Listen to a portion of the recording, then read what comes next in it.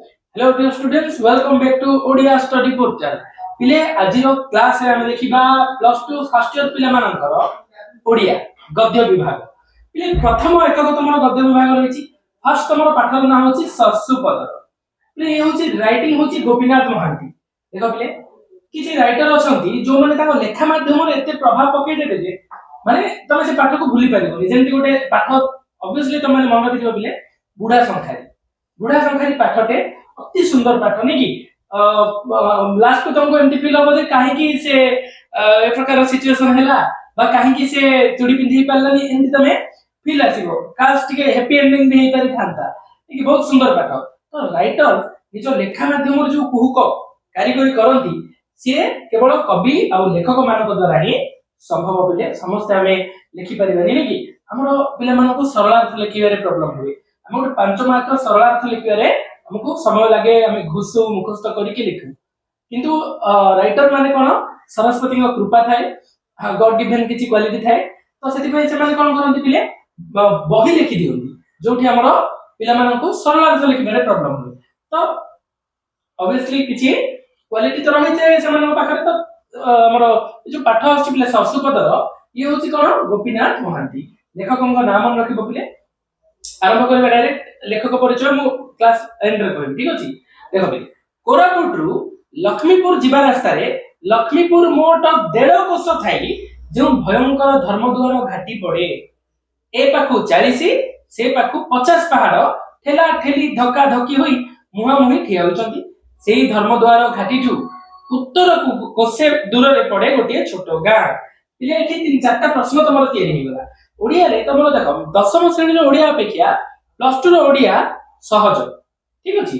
10th रो ओडिया अपेक्षा plus 2 रो ओडिया सहज काहे कि सहज पिले काहे कि ना तमरो प्लस 2 रे डायरेक्ट तमरो लाइन रो प्रश्न आसीबो मैट्रिक भलिया तमे वर्णना करिवोनी ठीक अछि। प्रश्न डायरेक्ट लाइन रो आसीबो जेमति तमरो केते लक्ष्मीपुर रो मोटे 1.5 कोस थाई जे धर्मद्वार घाटी केते कोस दूर रो पडुची 1.5 कोस दूर रो को गां रो लक्ष्मीपुर रो नै कि ए पाखु 40 से पाखु 50 पहाड़ ठेला ठेली होइटिया तार अर्थ पिले संपूर्ण गोटे माळ अंचल पार्वत्य अंचल दृश्य राइटर एठी कहिसंती। आउ राइटर देखिबो तमे पाठरे हमें जते आगो को बढ़िबा पिले राइटर प्रकृति रो व्यू टाको पूरा गद्य रूप रे से वर्णना करचंती पिले तम आगरे गोटे संपूर्ण गां छबिटी तयारी हे जिवो जते बेले हमें पाठ पढी के आगो को जिबा ठीक अछि। तो ए पाखु 40 से पाखु 50 पहाड़ ठेला ठेली धक्का धक्की ठिया होइचंती संपूर्ण पार्वत्य अंचल रो दृश्य। से धर्मद्वार घाटी ठू उत्तर को कोसे दूर रे पड़े कौन पिले गोटे छोट गां कोसे बाट गले गोटे छोट गांटे पड़े से गां रो ना होची सरसुपदर गोटे पहाड़र ढालू रे ठीक अंटा पाखे तार अर्थ पिले पहाड़र बेसी ऊर्ध्व रे नै बेसी निम्न रे नै नै कि अंटा पाख को माने उच्च जगह से पाखरे गोटे गांटे पड़िची से गां रो ना कोन पिले सरसुपदर पाख पाख होई तीन जातिर लोक बसती 3 मेंची कुड़िया घर देख पिले 3 जातिर लोक रहउचंती 3 मेंची कुड़िया घर नै कि माने चाल छपर घर आउ डंबो साही गादबा साही आउ परजा साही पिले धाड़ी धाड़ी घर घर रहिची टणियो झाड़ीर जाली बाड़ भितरे साबुजा साबुजा जोणा मक्का खेत ठीक अछि। माने हमर जो कंटा बाउंस लगे कि जो करा जाय घर गुडी को नै कि रुओ छपर रे से सब घर लंका मरीच खेत धुआं पत्र माने गंजे ता बाहरे मांडिया अलसी जड़ा कांदुल ए सब पिले बड़ हरड़ जोटा को कहउचो से सब रहिची खेत रहिची माने गां रो संपूर्ण दृश्य गोटे किछि छोटिया गांटा बेसी बड़ नै 3 जातिर लोक वास करछंती 20-22 घर अछि सेठी कोन ए प्रकार खेत चारियाडे सब रहिची। ए गां रो परजा साही रो सुक्रुजानी तार टिकी संसार को घेनी खुशी बासी रे ही चलुथिला इले वेरी इंपोर्टेंट गोटे कैरेक्टर इंट्रोड्यूस राइटर करिसंती सुक्रुजानी।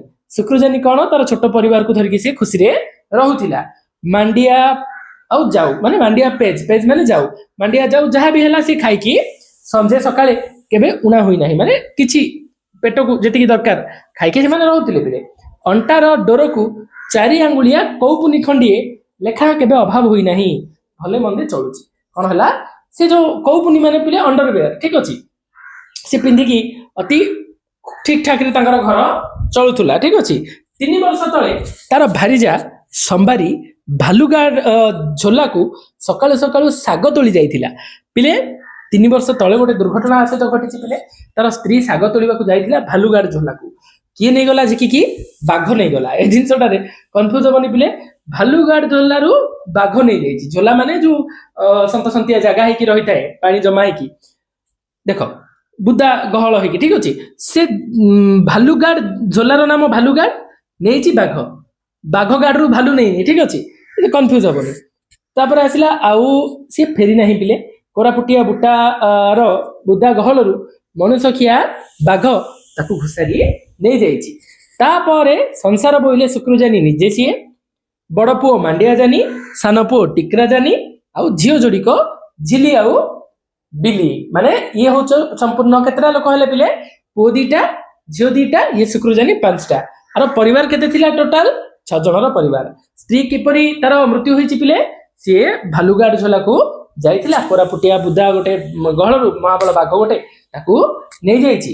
ସିଏ ଆଉ ସେଦିନଠୁ ଫେରି ନାହିଁ। ତ ଅତି ସହଜ ପ୍ରଶ୍ନ ଆସିବ, ବଡ ପୁଅର ନାମ କଣ, ଛୋଟ ପୁଅର ନାମ କଣ, ଝିଅ 2ଟା କଣ ନା, ଏସବୁ ଏମିତି ଆସିବ ପିଲେ, ଠିକ ଅଛି। କରିପାରିବ, କିଛି ଅସୁବିଧା ନାହିଁ। ଏବେ ଗୋଟେ ବଢିଆ ଜିନିଷ, ଇଣ୍ଟରେଷ୍ଟିଂ ଜିନିଷ ଷ୍ଟାର୍ଟ ହବ ପିଲେ। ସଞ୍ଜ ବୁଡେ, ମାନେ ଗାଁରେ ସଞ୍ଜ ହେଲା, ଠିକ ଅଛି। ନୂଆଣିଆ କୁଡିଆର ଅଣଓସାର ପିଣ୍ଡାରେ ଛୋଟିଆ ନିଆଁଟିଏ ଦିକ୍ ଦିକ୍ ହୋଇ ଜଳେ। ମାନେ ଅଣଓସାରିଆ ପିଣ୍ଡାଟା ଗୋଟେ ଆଦିବାସୀ ଅଞ୍ଚଳର କେମିତି ହେଇଥିବ, ମାନେ ନୋଟିସ୍ ତ କରିପାରିବ। ପିଣ୍ଡାରେ ନିଆଁ ଦିକ୍ ଦିକ୍ ହେଇକି ଜଳୁଛି ସେଠି, ଠିକ ଅଛି। ଝିଲି ନଇଲେ ବିଲି ଗୋଟିଏ ହାଣ୍ଡିରେ ମାଣ୍ଡିଆ ଚୁନା କି ଶାଗ କି ପେଶା ହୋଇଥିବା ଆମ୍ବ ଟାଙ୍କୁଆର କୋଇଲି ଅଜାଡି ଦେଇ ଚୁଲିରେ ଥୋଇ ଦେଇ ଗୋଡ ଲମ୍ବେଇ ବସିଥାନ୍ତି। ସମ୍ପୂର୍ଣ୍ଣ ସଞ୍ଜ ସମୟ ପିଲେ ନିଆଁ ରୋଷେଇବାସ ସରିଯାଇଥିବ, କଣ ଗୋଟେ ସେଠି ମାଣ୍ଡିଆ ହଉ କି ଟାଙ୍କୁଆ ହଉ କି କଣ ଗୋଟେ ସେ ହାଣ୍ଡିରେ ରହିକି ସେଠି ସେ ବସିଥାନ୍ତି, ଝିଲି ଆଉ ବିଲି, ନାଇଁ କି। ଦେଖ, ଫାଳିକିଆ ଚିକଣ ଖୋସାରେ ଗୋଟାଏ ଗୋଟାଏ ନାଲି ଫୁଲ। ପିଲେ ଭେରି ଇମ୍ପୋର୍ଟାଣ୍ଟ, ଫାଳିକିଆ ଚିକଣ ଖୋସା ମାନେ ଆଦିବାସୀ ମାନେ ଯେମିତି ଆମର ଗୋଟେ ସାଇଡ ଖୋସା କରନ୍ତି, ନାଲି ଫୁଲ ଗୋଟେ ଲଗାନ୍ତି। ପାହାଡ କଣ ଖୋଳି, ସରି ଗୋଟେ ମିନିଟ, ହଁ, ପାହାଡ ଖୋଳି ଖୋଳି କାନ୍ଧରେ ଟାଙ୍ଗିଆ, ହାତରେ କୋଡି ଧରି 2ଟି ଯାକ ଭାଇ ମାଣ୍ଡିଆ ଆଉ ଟିକରା ହାଲିଆ ଘାଲିଆ ହୋଇ ପିଣ୍ଡା ଉପରେ ଆସି ବସି ପଡନ୍ତି। ବୋଲେ ଏଇ ପ୍ରତିଦିନର କଥା, ମାନେ ଅଲମୋଷ୍ଟ ତାଙ୍କର ପ୍ରାୟ ଦିନ ଏମିତି ହୁଏ ଯେ ମାଣ୍ଡିଆ ଜାନି ଟିକରା ଜାନି ହାଲିଆ ହେଇକି ଆସିକି ବସିବେ, ଚୁଲି ମୁଣ୍ଡରେ ନିଆଁ ଟିକେ ଟିକେ ଜଳୁଥିବ, ତା ଉପରେ କଣ ଗୋଟେ ହାଣ୍ଡିରେ ରଖା ହେଇଥିବ, ଏମାନେ ଗୋଡ ଲମ୍ବେଇକି ବସିଥିବେ, ଠିକ ଅଛି। ଶୁକ୍ରଜାନି ଧୂଆଁ ପତ୍ର ଖଣ୍ଡେ ବଳି ବଳିକା ପିଙ୍କା ଖଣ୍ଡିଏ କରି ଟାଣେ, ଆଉ ମନ ଭିତରେ କିପରି ଗୋଟିଏ ଆଶ୍ରୟମୟ ତୃପ୍ତି ପାଏ। ହେଲେ ସିଏ ଗୋଟେ ବିଡି, ଧୂଆଁ ପତ୍ର କଣ, ଗଞ୍ଜେଇ ପତ୍ର ଯୋଉଟା, ସେ ପିଙ୍କା ମାନେ ବିଡି ଟାଇପ ର କରିକି ସେ ଟାଣେ, ଆଉ କଣ ହୁଏ ପିଲେ? ଗୋଟେ ଆନନ୍ଦ, ଆଶ୍ରୟମୟ ତୃପ୍ତି ପାଏ, ହେପି। ଦେଖ ପିଲେ, ଛୋଟ ପରିବାରରେ ମଧ୍ୟ ଖୁସି ହେଇକି ରହିପାରିବେ ମଣିଷ, ବିଶାଳ ରାଜମହଲରେ ମଧ୍ୟ ମଣିଷ ଦୁଃଖୀ ହେବ, ନାଇଁ କି। ତାର ଅର୍ଥ ହଉଛି ସୁଖ ଆଉ ଦୁଃଖ, ଏ ଜିନିଷର ମହତ୍ଵ ବଡ ଘର, ବଡ ମାନେ ଇଜ୍ଜତ, ଆଉ ଯୋଉ କହୁଛ କଣ ବଡ ଲୋକିଆ, ନାଇଁ କି, ଆଉ ଅଧିକ ପଇସା, ଏସବୁ ସହିତ କିଛି ଲିଙ୍କ ନଥାଏ ପିଲେ। ଆମର ଶାନ୍ତି ମିଳେ କଣ, ସଚୋଟ ପଣିଆରୁ। ଛୋଟିଆ ହେଲେ ମଧ୍ୟ ତମେ ଯଦି ସଚୋଟ ରହିଛ ନିଜ ପ୍ରତି, ନିଜକୁ ନିଜେ ଯଦି ଆଖି ମିଶେଇ ପାରୁଛ, ୟୁ ଆର୍ ହ୍ୟାପି, ଠିକ ଅଛି। ତ ଇଏ ହଉଛି ଶୁକ୍ରଜାନିର କଥା। କଣ ହଉଛି ପିଲେ ନା, ସିଏ ଦେଖୁଛି ଶୁକ୍ରଜାନି ଧୂଆଁ ପତ୍ର ଖଣ୍ଡେ ଭଳି ପିଙ୍କା ଖଣ୍ଡିଏ କରି ଟାଣେ, ଆଉ ମନରେ କିପରି ଗୋଟେ ଆଶ୍ରୟମୟ ତୃପ୍ତି ପାଏ। ତାରି ଏ ଛୁଆ 4ଟା, ଧାଙ୍ଗଡା ଧାଙ୍ଗଡି, ଧାଙ୍ଗଡା ମାନେ ଯୁବକ, ଧାଙ୍ଗଡି ମାନେ ଯୁବତୀ, ଠିକ ଅଛି। ତାରି ଏ ଘର, ନାଇଁ କି, ନୂଆଣିଆ କୁଡିଆଟି, ଆଉ ଚାରି ପାଖରେ ପାହାଡ ଜଙ୍ଗଲ, ଆଉ ମଥା ଉପରେ ଏତେ ବଡ ଆକାଶ, ଏତେ ବଡ ବିସ୍ତୃତି। ଏହା ଭିତରେ ବି ସେ ନିଜକୁ ଖୋଜିଲେ ପାଏ, ନିଜେ ରହିଛି ବୋଲି ସେ ବୁଝେ। ଭେରି ଇମ୍ପୋର୍ଟାଣ୍ଟ ପିଲେ, ଇଏ କାହିଁକି ଆଶ୍ରୟମୟ ତୃପ୍ତି ପାଏ? କାହିଁକି ନା ସିଏ ସନ୍ତୁଷ୍ଟି ଲାଭ କରିଛି, ସାଟିସ୍ଫାଇଡ। ତା ପାଖରେ ଯାହା ଅଛି ସିଏ ସେଥିରେ ଖୁସି, ନାଇଁ କି। ତାର ପିଲା ଛୁଆ 4ଟା ଅଛନ୍ତି, ସେ ଘର ଗୋଟେ, ବିଶାଳ ଆକାଶ, ଏତେ ବିସ୍ତୃତି ଭିତରେ ମଧ୍ୟ ସେ ନିଜକୁ ପାଏ। ଆମେ କିନ୍ତୁ କଣ ହଉଛି ପିଲେ, ଟିକେ ପ୍ରୋବ୍ଲେମ ହେଇଗଲେ ହତୋତ୍ସାହିତ ହେଇଯାଉ, ନାଇଁ କି। ଆମେ ନିଜକୁ ଖୋଜି ସଂସାରରେ ଆମେ ନିଜକୁ ମାନେ ଭ୍ୟାଲୁଲେସ୍ କରିଦଉ, ସେଥିପାଇଁ ଆମ ମନରେ ଦୁଃଖ ରହିଯାଇଥାଏ। କଣ ପିଲେ ଦେଖ, ସିଏ ମାନେ ବହୁତ ବଡ ରାଜମହଲରେ ରହୁନଥିଲା, ସେ ନର୍ମାଲ ଗୋଟେ କଣ୍ଡିସନରେ ରହୁଥିଲା। ପ୍ରତିଦିନର ଘଟଣା, ସେମାନେ ଯାଇକି ଆସୁଥିଲେ ବିଲରେ କାମ କରିକି, ନର୍ମାଲ ଗୋଟେ ଲାଇଫ ବଞ୍ଚୁଥିଲା, ତଥାପି ହି ୱାଜ ହେପି, ସେ ଖୁସି ଥିଲା। ବିକଜ କଣ, ସିଏ ସନ୍ତୁଷ୍ଟି ଲାଭ କରିପାରିଛି, ତାର ସେତିକିରେ ସେ ହେପି ଅଛି, ନାଇଁ କି। ଇଏ ହଉଛି ଖଣ୍ଡିଏ ବୋଲି ବଖରା, ଅନ୍ଧାର ବିଲିବିଲି, ଏଠି ପୁଳାଏ ଆମ୍ବ ଟାଙ୍କୁଆ, ତେଲ ହେବା ପାଇଁ ସେ କଣରେ ଗଦାଏ ବାରି ବାଇଗଣ ମଞ୍ଜି, ପତର ସିଆ କୁମ୍ପିରେ ପଶି ପତରରେ ସିଲା ହେଇଥିବା ମଟକି ଟାଇପ ର ହଉଛି ପିଲେ ନହେଲେ ତଳେ ଅଜଡା ହୋଇଥିଏ 8-10 ମାଣ ମାଣ୍ଡିଆ ମାନେ ଗୋଟେ ସମ୍ପୂର୍ଣ୍ଣ ଗୋଟେ ମାନେ ମଫସଲି ଗାଁର ଗୋଟେ କୁଡିଆ ଘରର ଦୃଶ୍ୟ ପିଲେ ନାଇଁ କି କଣ ହୋଇଛି ନା ଗୋଟେ ଜାଗାରେ ବାରି ବାଇଗଣ ମଞ୍ଜି ଟିକେ ଗଦା ହେଇଛି ତେଲ ହବା ପାଇଁ ଆଉ କୋଉଠି ଟିକେ ଆମ୍ବ ଟାଙ୍କୁଆ ପଡିଛି ଆଉ କୋଉଠି ଟିକେ ଯୋଉ ପତ୍ରରେ ସିଲେଇ ହେଇକି ରଖା ହେଇଛି ମଟକି ଟାଇପ ର କିଛି ରହିଛି ନହେଲେ ତଳେ ଅଜାଡି ହୋଇ 10-8 ମାଣ ମାଣ୍ଡିଆ ପଡିଛି 3-4ଟି ହାଣ୍ଡି ହଁ ଏଠି ସେଠି ଅଲରା ବଲରା ହୋଇ ଚାଳରୁ ଓହଳୁଛି କହୁପୁନି ବୁଢାର ଅଣ୍ଡରୱେର ଯାକ ଝୁଲୁଛି ଚାଳରୁ କୋଉଠି କୋଉଠି ସବୁ ଆଉ ପ୍ୟାଣ୍ଟ ସବୁ ଆଉ ଲୁଗା ଆଉ 3-4 ପୁଞ୍ଜା ଲାଉ ତୁମ୍ବା ଜମିରେ ମାଣ୍ଡିଆ ଯାଉ ପୁରା ଏଇ ବିଲକୁ ବାଟକୁ ନିଆଯାଏ ପିଲେ ବିଲକୁ ମାଣ୍ଡିଆ ଯାଉ ନେଇକି ଲାଉର ଗୋଟେ ତୁମ୍ବା ବୋଲି କୁହାଯାଏ ସେଟା ତାନେ ରହୁଛି ଖାଦ୍ୟ ଠିକ ଅଛି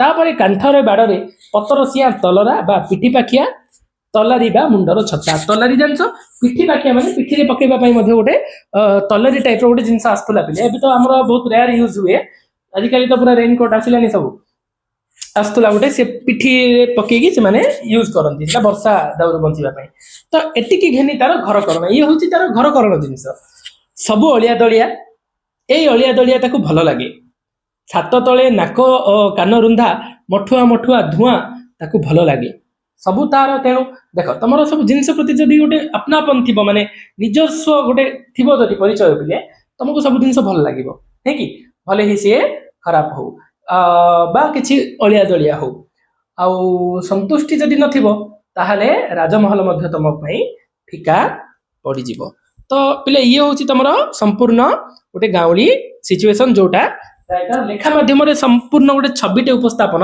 କରିଛନ୍ତି ଗୋଟେ ଗାଁରେ ଗୋଟେ ବ୍ୟକ୍ତି ରହୁଛି ତାର ଘର କେମିତି ସେ କେମିତିକା ନେଚର ଟିକେ ମଧ୍ୟ କୁହାଯାଇଛି ନାଇଁ କି ସେ ସବୁ ପସନ୍ଦ କରେ ତାର ଘର ଦ୍ୱାର କଥା ତ ଇଏ ହଉଛି ତମର ଶୁକ୍ରଜାନୀର ଇଣ୍ଟ୍ରୋଡକ୍ସନ ପିଲେ ଆ ପର ଟପିକ ରୁ ଆମେ ନେକ୍ସଟ କ୍ଲାସରେ ପାଠଟା ଆଗକୁ ପଢିକି ଯିବା ଠିକ ଅଛି ଏଥିରେ ଯଦି କିଛି ଡାଉଟ ଅଛି ପଚାରି ପାରିବ ଥ୍ୟାଙ୍କ ୟୁ